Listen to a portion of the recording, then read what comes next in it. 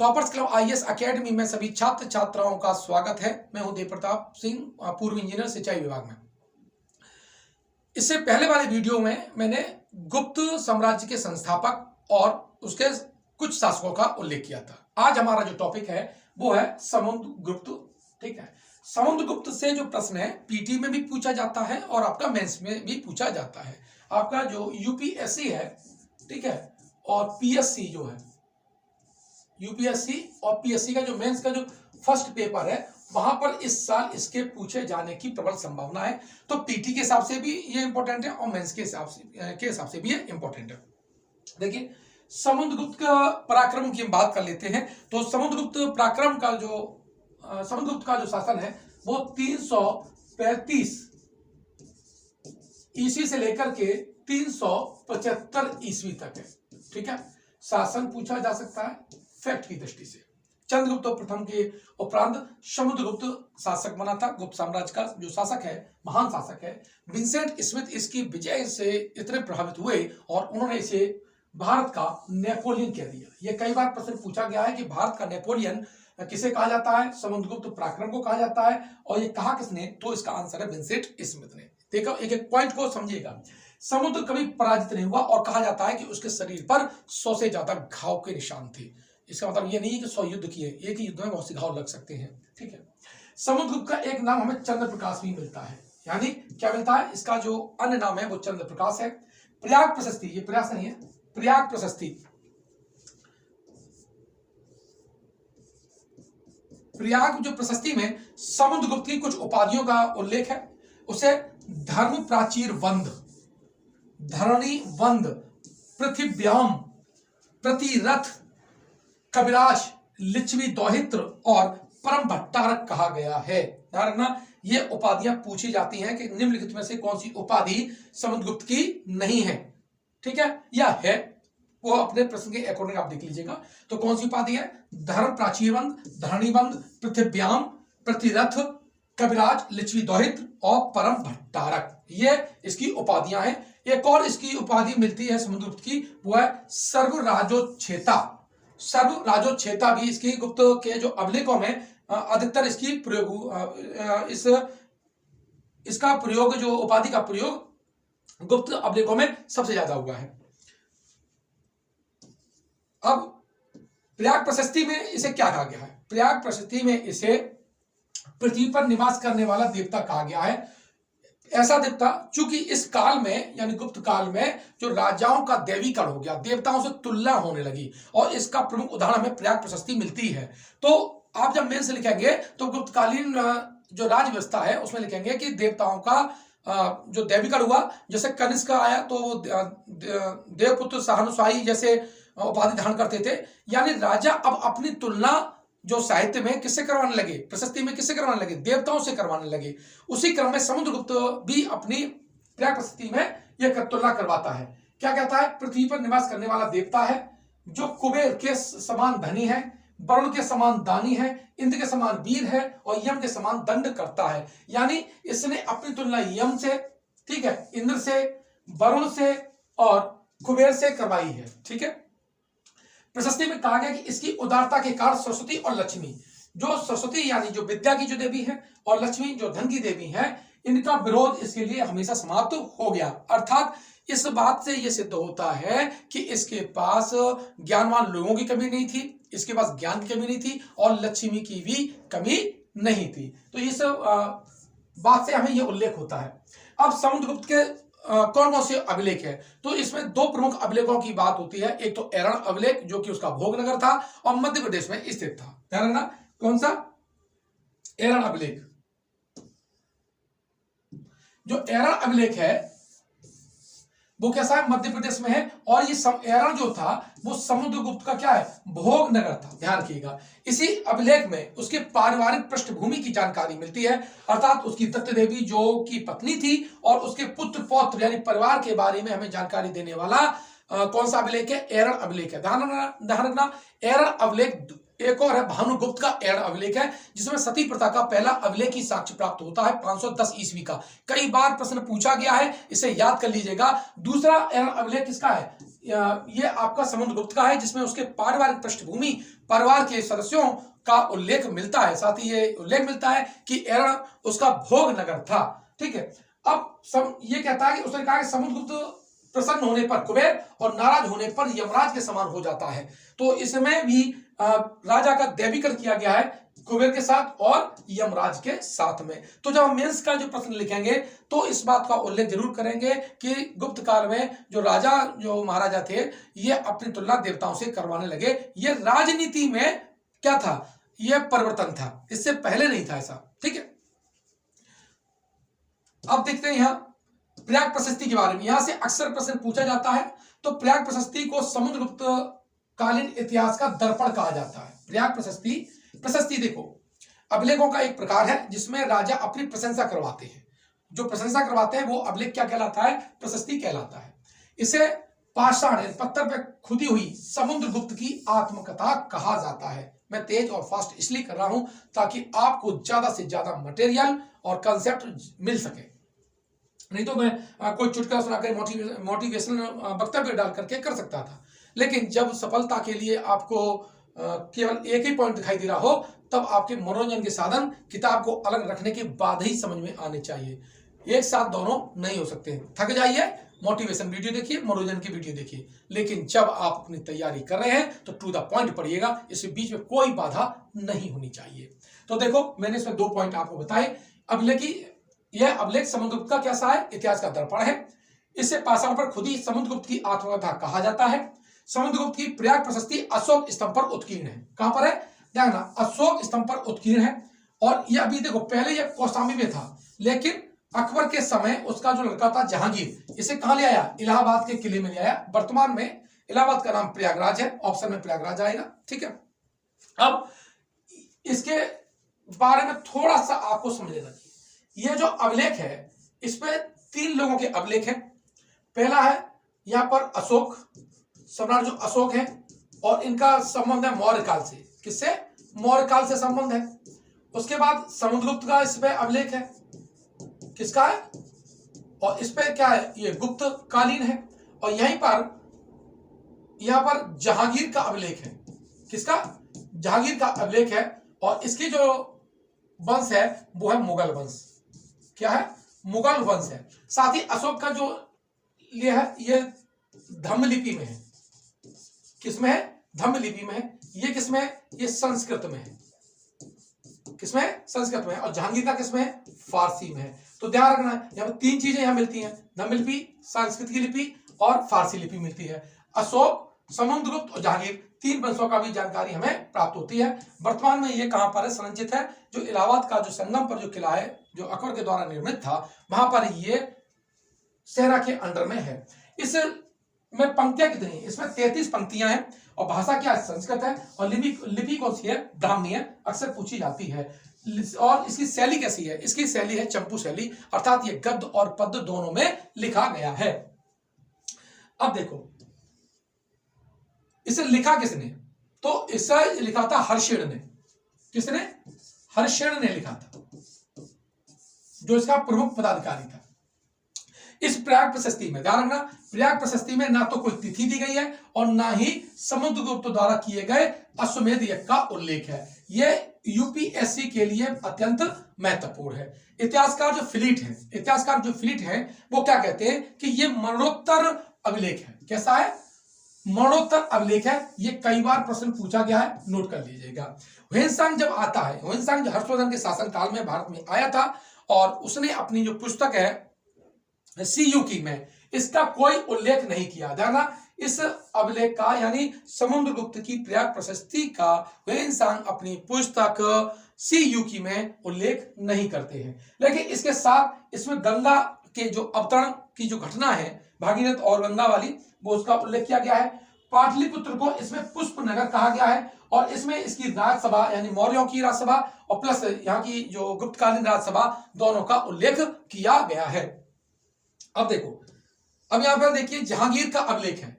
इसमें क्या है, जहांगीर का भी अभिलेख है और इसमें बीरबल का भी उल्लेख किया गया है। जहांगीर के अभिलेख में बीरबल का भी नाम है। और इसे लिखा किसने था, इसे फारसी लिपि में अब्दुल्ला मुस्किन कलाम ने लिखा था। किसने, अब्दुल्ला मुस्किन कलाम ने लिखा था। तो ये इसके अन्य विवरण थे जो यहाँ पर प्रयाग प्रशस्ति में लिखे हुए हैं।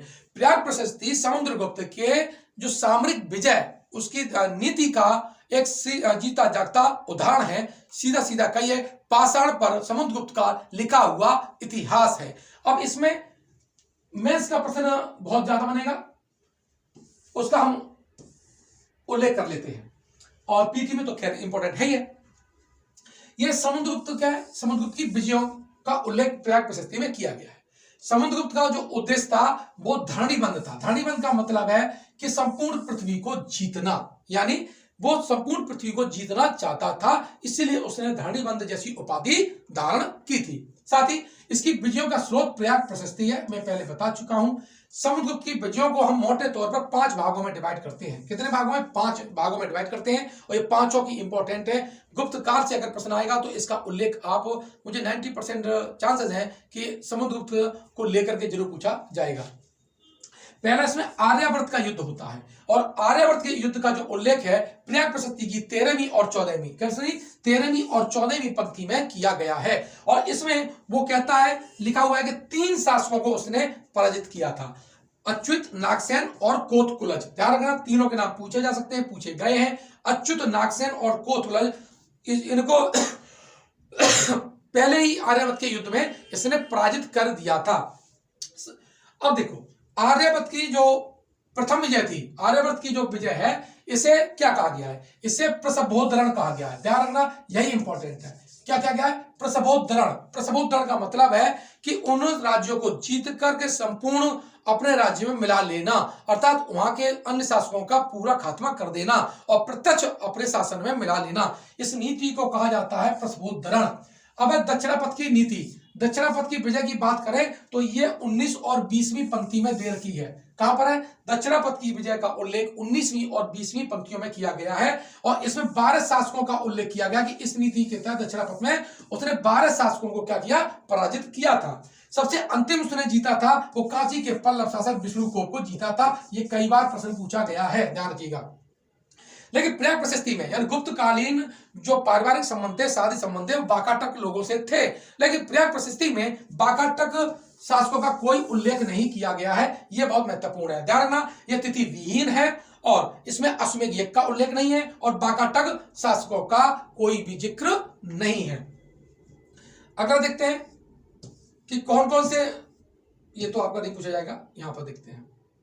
समुद्रगुप्त की जो नीति, मैंने बताया कि आर्यावर्त की जो नीति थी वो कैसी थी? प्रसभोद्धरण, अर्थात पूर्णतया उखाड़ फेंकना और अपने साम्राज्य में उसे जीतकर मिला लेना। दूसरी थी दक्षिणापथ की नीति, यह ग्रहण मोक्षानुग्रह। कौन सी थी? ग्रहण मोक्षानुग्रह। इसमें क्या करता था? विलय नहीं करता था, बल्कि उसको कर बनाकर, करद बना करके अधीन करके छोड़ देता था कि हमें निश्चित आपकी जो टैक्स में से हमें हिस्सा चाहिए, हमें कर देते रहिए और आप अपना शासन करते रहिए। अर्थात पहले राजा को हराया और फिर उसे अपना कर्द बना करके उसे उसका राज्य वापस लौटा दिया। यह इसकी जो नीति थी वो थी ग्रहण मोक्षानुग्रह। अब यहां से देखते हैं अटविका राजनीति। अटविका राजनीति, आठविक राज्य, देखना 8 राज्यों पर जो आपका गाजीपुर से लेकर के जबलपुर तक के जो बीच का ये क्षेत्र है, इसे 8विक राज्य कहा जाता था। और सम्राट अशोक ने भी 8विक राज्य के लोगों को धमकी दी थी कि अगर उपद्रव नहीं बंद करोगे तो ध्यान रखिएगा मैंने सेना को भंग नहीं किया है, सीधी सीधी धमकी देता है। यह 8विक को भी समुद्रगुप्त ने भी क्या किया था? परिचारकृत, अर्थात सेवक बना करके छोड़ दिया था। प्रत्यंत राज्य नीति, प्रत्यंत मतलब है इसके लिए क्या था? सभी प्रकार के कर देते थे, आज्ञा का पालन करते थे और प्रणाम करने राजधानी आते थे, ऐसे प्रत्यंत राज्य नीति थी। ठीक है। सर्व करदानाकरण प्रमाणगमन, कैसी थी? सर्व करदानाज्ञाकरण प्रमाणगमन। विदेशी राजनीति क्या थी? विदेशी राजनीति में था कि ये आत्मनिवेदन, कन्योपदान कन्या का दान करना, गरुड़ प्रबंधक, स्विषय भुक्ति। ठीक है, ये खास नहीं है, ध्यान रखिएगा। क्योंकि गरुड़ मुद्रा का उल्लेख किया गया है, और गरुड़ मुद्रा क्या थी? इनकी शासकीयों की, गुप्त शासकों की मुद्रा थी, राज की मुद्रा थी। आर्यावर्त का क्या हुआ? दूसरा युद्ध हुआ। आर्यावर्त का जो दूसरा युद्ध हुआ उसका उल्लेख हमें 21वीं पंक्ति में प्राप्त होता है। ध्यान रखना, इस युद्ध में इसने 9 राजाओं को पराजित किया है। किसको? 9 राजाओं को पराजित किया है। और प्रशस्ति की 13, 14 और 21वीं पंक्ति में आर्यावर्त के युद्ध का उल्लेख है। अब ये दोनों मिला के कह दिया, कौन सा, आपका 13वां, 14वां और 21वीं पंक्तियों का उल्लेख है। ठीक है, ये कहां पर है, ये आपका उल्लेख आर्यावर्त का आर्यावर्त का जो उल्लेख है वो 3 पंक्तियों में है। किस किस में, 13, 14 और 21वीं पंक्ति में है। तो ये सारी बहुत महत्वपूर्ण जो सूचनाएं हैं, इसे आपको रटा होना चाहिए, बार बार लिख के देखना पड़ेगा। इस साल यूपीएससी की जो मेंस परीक्षा है और पीटी परीक्षा है, इसमें इसे प्रश्न पूछे जाने की, समुद्रगुप्त से प्रश्न पूछे जाने की प्रबल संभावना है। चलिए अब देखिए, आठविक राज्यों की विजय, जो आठविक राज्य हैं इसका उल्लेख 21वीं पंक्ति में किया गया है। आठविक राज्यों की जो विजय का उल्लेख किसमें किया है, 21वीं पंक्ति में किया गया है। और जो आठविक राज्य कहां थे, गाजीपुर से जबलपुर के बीच में थे, ध्यान रखिएगा। अब प्रत्यंत यानी सीमावर्ती राज्यों पर विजय, जो सीमावर्ती राज्य थे उन्हें प्रत्यंत कहा जाता था और इसका उल्लेख 22वीं पंक्ति में किया गया है। इसमें आपके राजतंत्र और गणतंत्र दोनों प्रकार के क्या थे, आपके राज्य थे जिनको उसने जीता था। अब राजतंत्र कहां थे, समतट, दबाक, कामरूप, कर्तपुर और नेपाल। समुद्रगुप्त पहला गुप्त शासक था जिसने बंगाल यानी समतट और ताम्रलिप्ति बंदरगाह पर अधिकार स्थापित किया था। ये क्या था, ये आपके राजतंत्र थे। अब देखिए, गणतंत्र की हम बात करें तो प्रयाग प्रशस्ति में 9 प्रकार के गणतंत्र थे। ठीक है, और गणराज्य का जो उल्लेख है हमें मौर्य काल में भी मिलता है। सम्राट, देखिए ध्यान रखना, जो गणतंत्र हैं वो गौतम बुद्ध के समय से ही है और ये इनकी जो स्थिति है वो गुप्त काल में भी दिखाई देती है। ध्यान रखना, 9 गणतंत्रों का उल्लेख पूछा जाता है, कितने गणतंत्र का उल्लेख प्रयाग प्रशस्ति में किया गया है, तो उसकी संख्या कितनी है, 9 हो जाती है। तो इस तरह से ये प्रयाग प्रशस्ति के बारे में मैंने आपको बताया, समुद्रगुप्त की विजयों के बारे में बताया, उसके आर्यावर्त के पहला युद्ध, दूसरा युद्ध, फिर दक्षिणापथ की विजय, आठवीं विजय और प्रत्यंत यानी सीमावर्ती राज्यों के प्रति उसकी जो क्या नीति थी, इसके सारे डेटा, पंक्तियां, किस पंक्ति में किसका उल्लेख है, ये आपको याद होना चाहिए। ठीक है, अब यहां से बात करते हैं विदेशी शक्तियों के साथ क्या है, इसका संबंध क्या था। विदेशी शक्तियों के साथ बात करें तो इसकी जो नीति है वो 23वीं और 24वीं पंक्ति में हमें देखने को मिलती है। अब देवपुत्र सहानुशाही कनिष्क यानी कुषाण लोगों की उपाधियां थी। क्या थी, कुषाण लोगों की उपाधियां थी।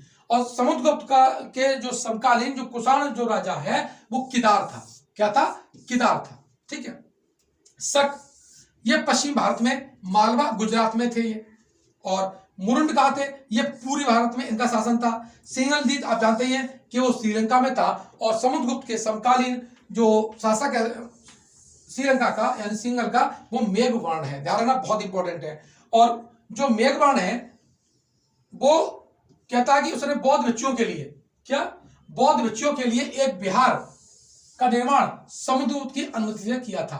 ध्यान रखना कि जो श्रीलंका के राजा ने पाटलिपुत्र और बिहार में अपना क्या किया था, भिक्षुओं के लिए एक विहार बनवाया था।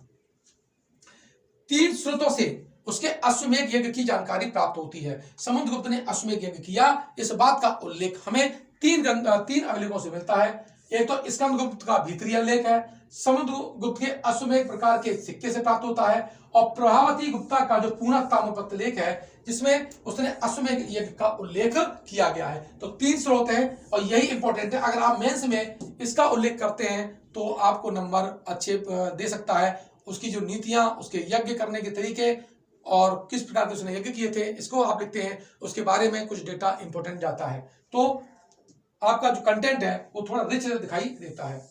अब देखिए, समुद्रगुप्त ने क्या किया, अपने एक बौद्ध विद्वान थे वसुबंधु को अपना मंत्री नियुक्त किया था। साथ ही ये कहा जाता है कि कृष्णचरित्र का जो लेखक है वो आपका समुद्रगुप्त है।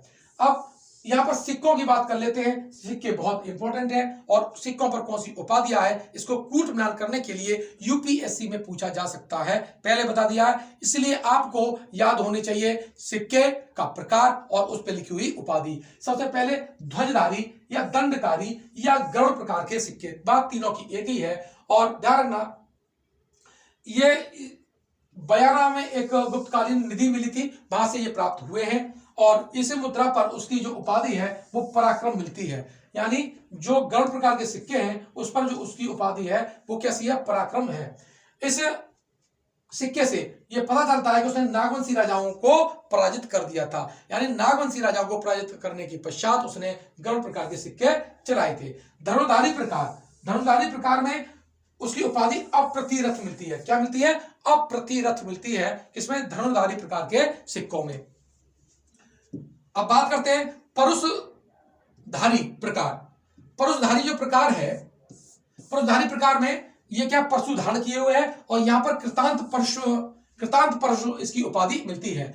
व्याघ्र निहंता प्रकार मोस्ट इंपॉर्टेंट है, और जब आप दोआब उसकी विजय, गंगा यमुना के बीच के जो और गंगा घाटी में उसकी विजय का उल्लेख का डायग्राम बना के देते हैं और उस वक्त आप इस प्रकार के सिक्के का भी उल्लेख कर देते हैं तो आपका कंटेंट रिच होता है और मेंस में आपको नंबर अच्छे प्राप्त हो सकते हैं। वो कहते हैं क्या कि इस विजय में इस सिक्के पे उसने मकर वाहिनी गंगा की आकृति का उल्लेख किया है। गंगा घाटी की विजय के पश्चात व्याघ्र निहंता प्रकार के सिक्के चलाए गए थे और इस पर इसकी उपाधि मिलती है व्याघ्र पराक्रम। राजा समुद्रगुप्त, यह भी प्रश्न पूछा जा सकता है कि राजा समुद्रगुप्त किस प्रकार के सिक्कों पर लिखा हुआ है, तो उसका आंसर है व्याघ्र निहंता प्रकार। वीणा वादक प्रकार है, इसमें वीणा बजाते हुए राजा की आकृति है। स्वयं समुद्रगुप्त क्या करता था, कुशल वीणा बजाता था और वो कहता है, प्राग प्रशस्ति में कहा है कि संगीत के क्षेत्र में उसकी जो तुलना है वो नारद और तुमरु से ही की जा सकती है। तो ध्यान रखना, इसने अपनी तुलना दो लोगों से की है संगीत के क्षेत्र में, नारद और तुमरु। इसने नारद और तुमरु, और स्वयं क्या बजाता था, बीड़ा बजाता था। इस तरह से ये इसके सिक्के हुए, इसकी नीतियां हुई, विजय हुई। समुद्रगुप्त को बार बार समझिएगा, यहां से प्रश्न पूछे जाने की प्रबल संभावना मुझे इस साल दिख रही है। मिलते हैं नेक्स्ट वीडियो में।